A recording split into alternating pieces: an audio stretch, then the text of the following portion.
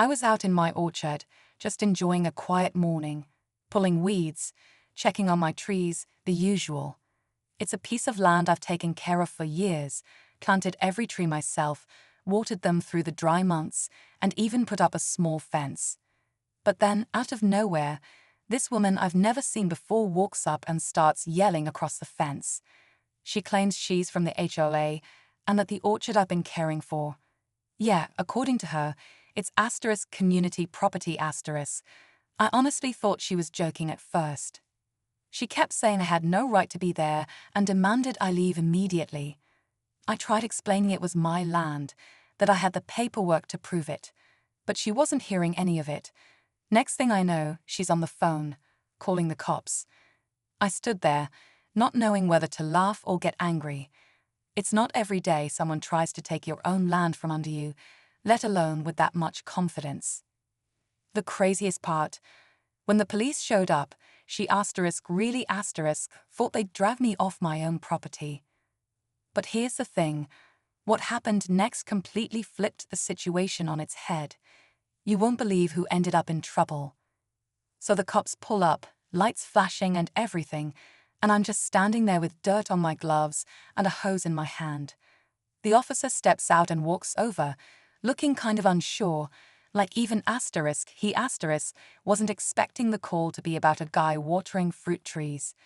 Before I could even say a word, Karen, that's what I started calling her in my head, starts going off about how I'm trespassing, how this orchard is part of the community's green space, and how the HOA has full authority to manage it.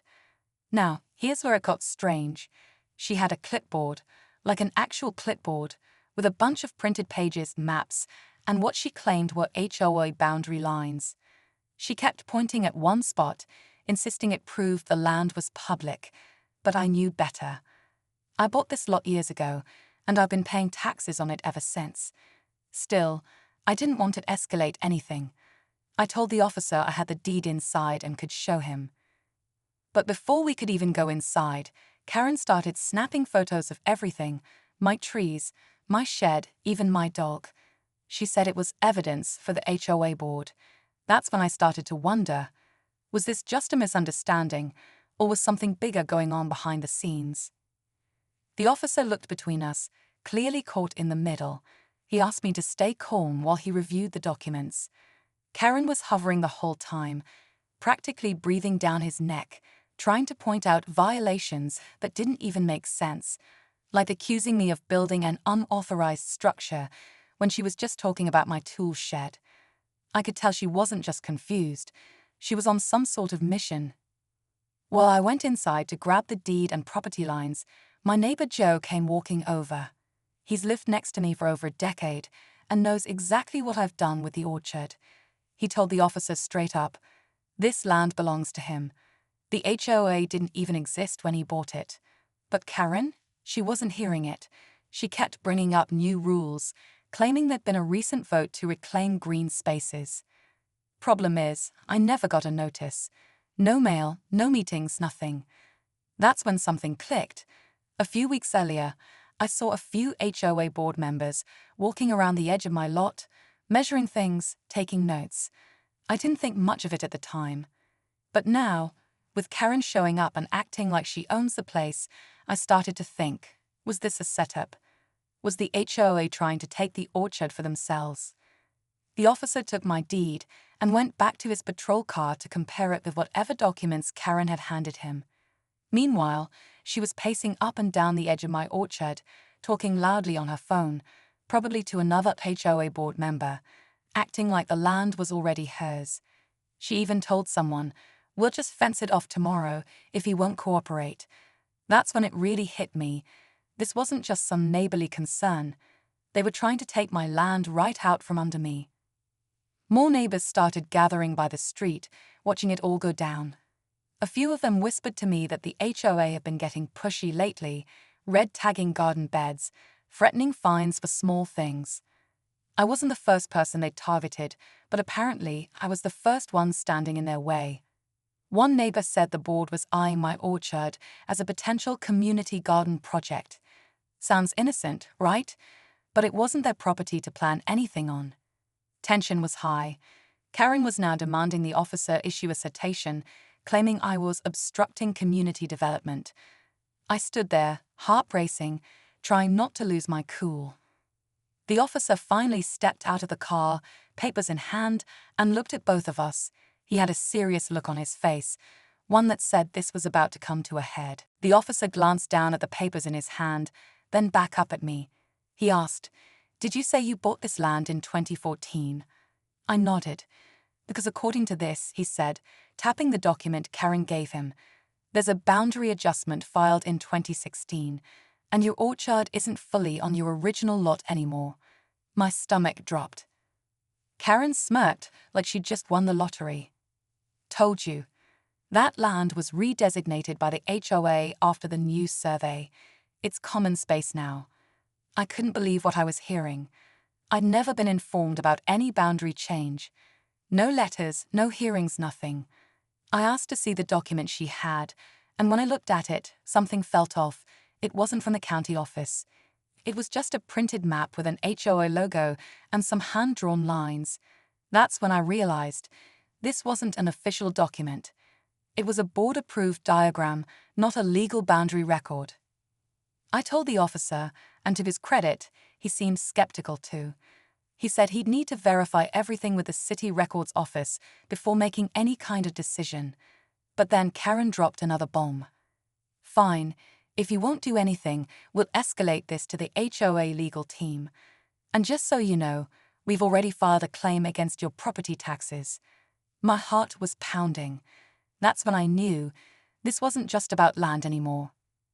The officer made a few calls right there on the spot. He said if there really had been a boundary change, it had to be recorded with the county, and any change like that would have required my consent. While we waited, Karen kept pacing like she was already drafting a press release. A few neighbors who had been quietly watching came over and started backing me up. One of them, Linda, used to be on the HOA board. She looked over the so-called survey Karen had and immediately said, "This isn't official. We never filed this with the city. It was just a proposed map for a beautification project that never passed." That changed everything. The officer's call confirmed it. No legal boundary change had ever been filed. My deed still stood, and the orchard was fully within my property lines. Karen went pale when she heard that.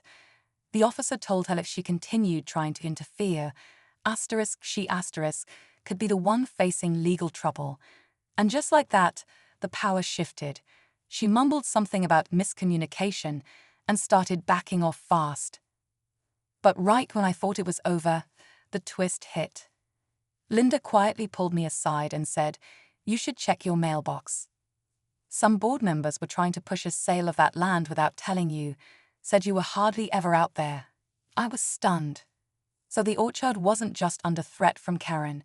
It was nearly sold out from under me, without my knowledge.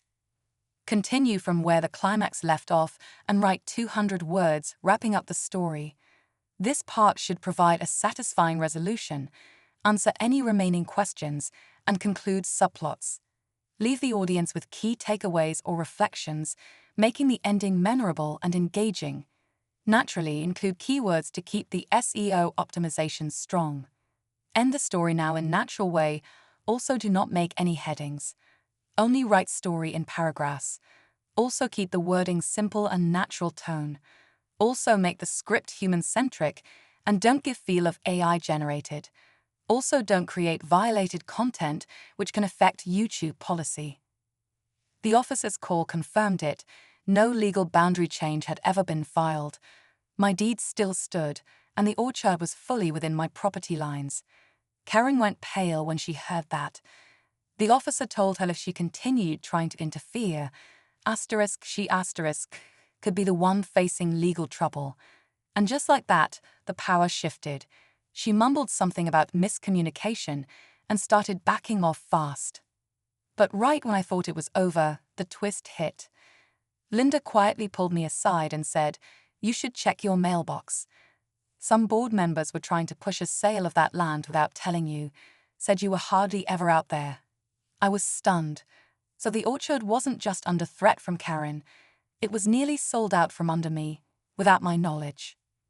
Continue from where the climax left off and write 200 words wrapping up the story. This part should provide a satisfying resolution, answer any remaining questions, and conclude subplots. Leave the audience with key takeaways or reflections, making the ending memorable and engaging. Naturally, include keywords to keep the SEO optimization strong. End the story now in natural way. Also, do not make any headings. Only write story in paragraphs. Also, keep the wording simple and natural tone. Also, make the script human-centric and don't give feel of AI generated.